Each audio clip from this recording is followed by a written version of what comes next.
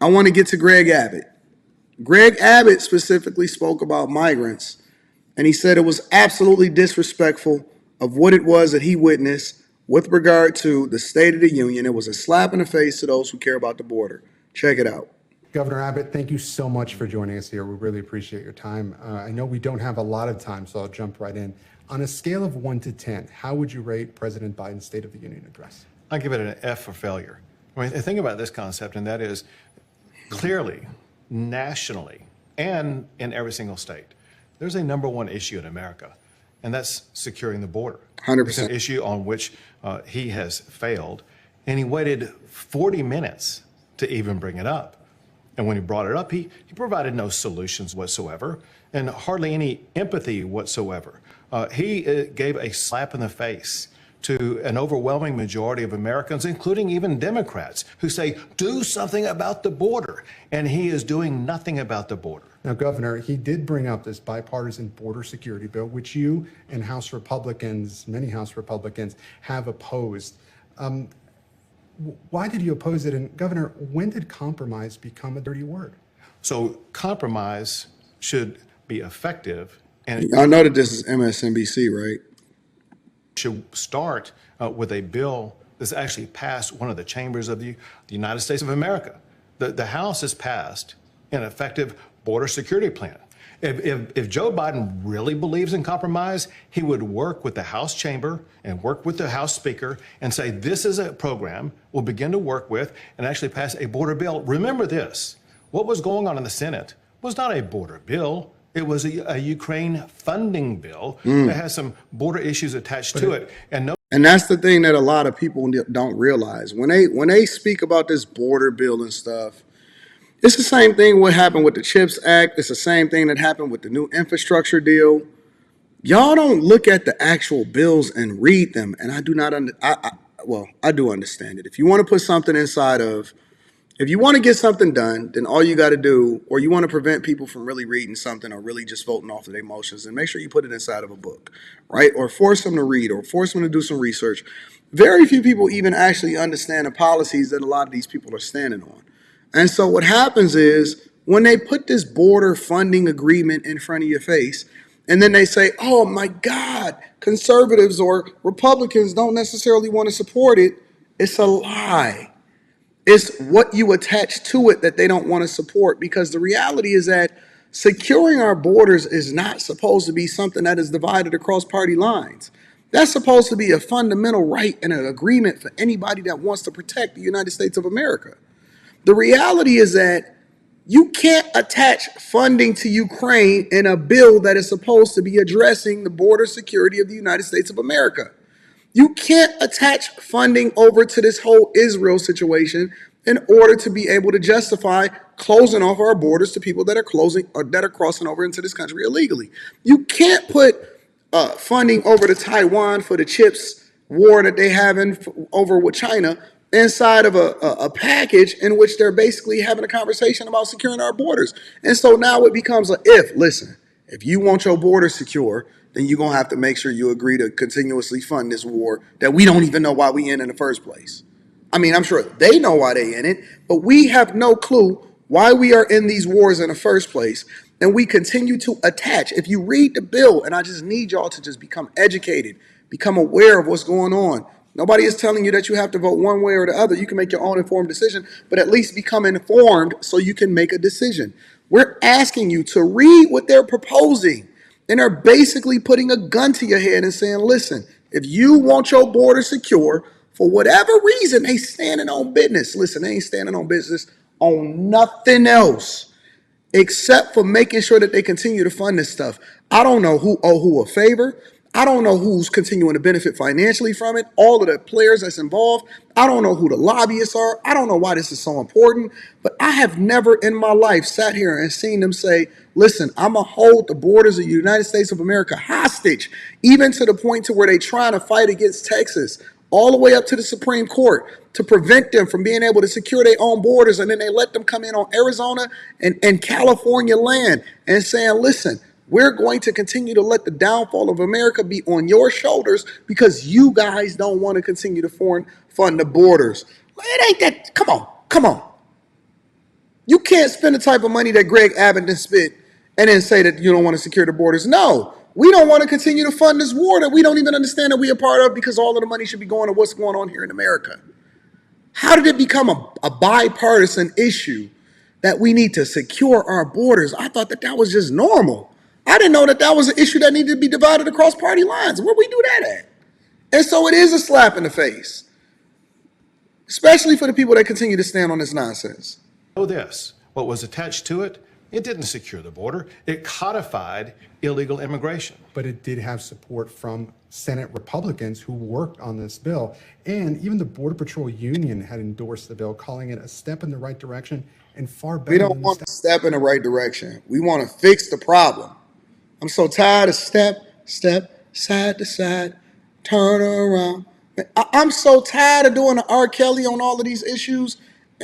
Listen, 16 years from now, when we do another election, we're going to be talking about the same shit over and over and over and over again. Y'all going to be talking about abortion, securing the borders. Why we can't fix nothing? Y'all know we still talking about funding Social Security?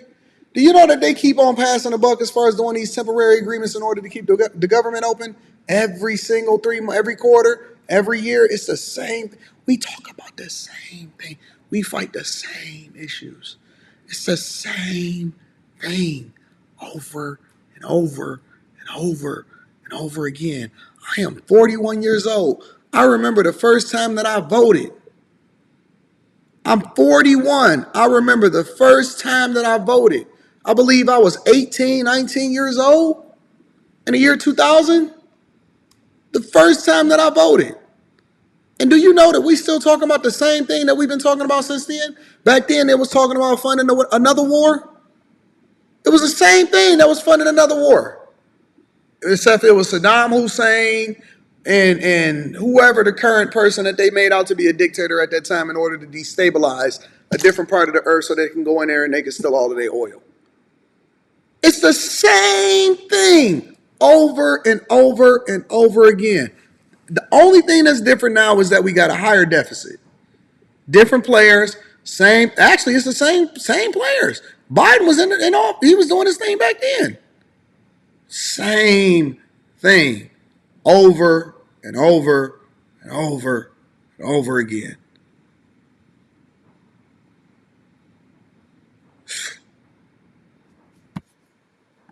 status quo. To be clear, and Brandon Judd, the president of the Border Patrol Union, was talking about this after the State of the Union last night, talking about what Joe Biden was talking about was an abject failure as it concerned actually securing the border. What Brandon Judd, the head of the Border Patrol Council, said is that they compromised solely to get more officers who are Border Patrol agents who could help them actually secure the border. Well, exactly. So the Border Patrol Union saying that it would get them more than 100 Border Patrol officers, 100 immigration judges. Isn't that better than nothing? So what you just said is nothing more than a false narrative and a piece of fiction, and I'll tell you why. And that's because the way Joe Biden uses the Border Patrol, the way Joe Biden uses ICE, is not to enforce the laws of the United States of America. He uses the Border Patrol and ICE to actually violate the laws of the United States of America. There are laws on the books right now that enforce immigration in the United States that Joe Biden not only is not enforcing, he's actually violating laws passed by Congress that requires the president to take action that he is not taking. We'll get to some of those actions that I know you have been fighting in court quite a bit. But I also want to bring up, look, you probably have been among the people across this country that are most responsible for the Democratic Party and the White House moving to the right on immigration. It wasn't too long ago that Democrats wouldn't call this a crisis. Now they are. That controversial decision to bus migrants to Democrat-led cities across the country. The White House called that a political stunt. So first of all, let's talk about the time progression of Democrats, because it wasn't too long ago when Bill Clinton gave a State of the Union address where he talked about actually doing something about border security. President Clinton, the 90s, y'all. 30 years ago. Clinton was talking about the same thing. Listen, I'm telling you, we've been in the same conversations and in just a different generation, and the same people is getting finessed over and over again. Saint Clinton was talking about doing something about securing the borders. I'm telling you, we've been talking about the same conversations since I was a kid, since I was a child, chinny chin chin, trying to get my 20 twins, man. I was listening to E40, Bumpin' Spice 1, playing MC8, Compton Psycho, Swab House, 8-Ball and MJG. Same conversations 30 years ago. And even Barack Obama talked about doing something about border security. The only person who's ever talked about not enforcing the border laws is Joe Biden. And that's only been recent, only in the past 3 years. 3 years ago, but before Joe Biden took office, he inherited an office that had led to the lowest illegal border crossings in something like 40 years. All Joe Biden had to do was to leave in place the policies that he inherited, and we would have a far more secure border today. And because everything's bigger in Texas, I know there are a lot of legal challenges here, a lot of big lawsuits that you have. You are taking on the federal government because of buoys on the Rio Grande, razor wire in Eagle Pass, and also SB4, this controversial law that would... When Clinton left office, Clinton was the one that manufactured the housing crisis that ultimately left us in a deep hole and then started to explode the budget deficit in the first place. So please miss me with the bullshit. I don't think that y'all really even understand history. I don't even think that y'all understand exactly what Clinton did and how they manufactured the housing crisis and the shit that we got to deal with today. I don't think you realize that Clinton was the one that deregulated and then opened up our borders to be able to have manufacturers import and export cars or export parts and then open it up to the disadvantage of Americans in order to sell the whole country out. It was during the Clinton administration that we started to see a defection and jobs being lost based off of the technology and the fact that we was opening up and starting to make China more richer. We gave China the power that they have today based off of a lot of the same things that Clinton advocated for and he signed into law. Please miss me with this nonsense that y'all talking about.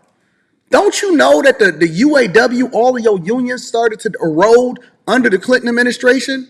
Don't you know that the bubbles that we was creating at that time that then got passed on to his predecessors was largely of his making? Don't you know that Jesus Christ, y'all so silly. And because you don't understand exactly what happened during the Clinton administration, listen, man. Listen, bro. Don't you know that they ruined the steel industry? That was the time that manufacturing started to go away from the United States of America?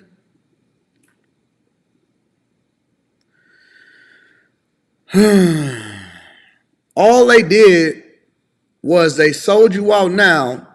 They mortgaged your future in order to satisfy your parents in the present. They mortgaged your future in order to satisfy your desires for now. Allow police officers in Texas to arrest migrants who entered the state illegally. Shouldn't immigration enforcement be up to the federal government? First, let's clarify your terms. No, it shouldn't be up to it. They should be doing it. What do you mean immigration enforcement be up to? It's a law. Enforce it. The federal government. A lot of people think of the federal government as the president and his administration. What the Constitution does, it gives the authority to Congress, not the president, not his administration. Not the state. It does, however, to the state. In Article 1, Section 10, Clause 3, it gives authority to states to be able to act when the federal government refuses to act. And James Madison made that perfectly clear during the ratification process. Talk to him, Abbott. States do have the power to use their militia to push back against smugglers, which is what was happening in Virginia, and apply that to Texas. We're pushing back against smugglers here in the very same way that James Madison was talking about in Virginia. I know this SB4 is now going all the way to the U.S. Supreme Court, but ruling against you, a judge recently wrote, surges in immigration do not constitute an invasion. Isn't that word invasion dangerous, Governor? So the word invasion is the word that is used in the United States Constitution.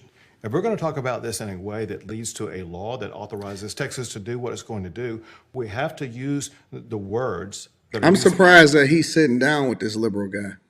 in the Constitution, But which is why those words are chosen. Are migrants crossing the border an invasion?